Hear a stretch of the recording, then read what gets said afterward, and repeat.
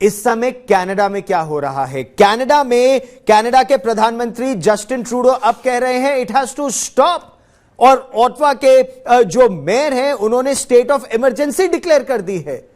ये तस्वीरें हम आपको दिखाएंगे ओटावा के जमीनी स्थिति। कनाडा में लोगों को विरोध करने, अपने सरकार से असहमत होने और आवाज उठाने का अधिकार है, ये जस्टिन ट्रूडो कह रहे हैं। हम हमेशा उस अधिकार की रक्षा करेंगे, लेकिन यह स्पष्ट हो कि उन्हें हमारी अर्थव्यवस्था या लोकतंत्र या हमारे साथी नागरिकों के दैनिक जीवन को अवरुद्ध करने का अधिकार नहीं, इसे रोकना होगा। एम्बेसडर विष्णु प्रकाश, अब जाके एक तरह से आंखें खुली हैं जस्टिन ट्रूडो की, क्योंकि वो ओटावा की जो पुलिस है उसका समर्थन करने के लिए अब royal Canadian mounted police RCMP के अधिकारियों को जुटा रहे हैं। हालांकि उन्होंने यह साफ कर दिया है कि अभी सेना को अपने ही देश में अपने ही लोगों के खिलाफ वो नहीं इस्तेमाल करेंगे। तो अब ये तो शब्दावली थोड़ी गलत आ जाएगी कि अगर सुबह का भूला शाम को घर आ जाए उसे भूला नहीं कहते, लेकिन कुछ यही स्थिति है इस समय जस्टिन ट्रूडो की। एम्बेसडर विष्णु प्रकाश, देखिए, इत्तेफाक की बात देख लीजिए या आयरनी जिसको कहते हैं वो देख लीजिए कि जस्टिन ट्रूडो जो प्रधानमंत्री हैं, जिनकी सफलताएं हैं, अगर आप उनकी राजनीतिक सफलताएं देखें, उसमें से एक टीकाकरण है।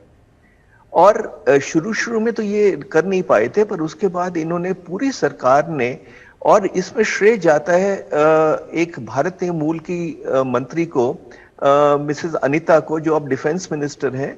तो उन्होंने बहुत अच्छा काम किया और बड़ी तेजी से इन्होंने टीकाकरण किया।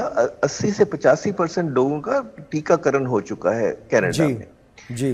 पर कैनेडियन जो कनाडा के लोग में जो लोग हैं, बहुत भले लोग हैं, मिलनसार हैं, मल्टीकल्चरल सोसाइटी है, पर साथ के साथ उनको सरकारें जब या कोई अपने रोब जमाता है या अपने पावर दिखाता है, तो उसके खिलाफ उनको बड़ा रंजिश होती है।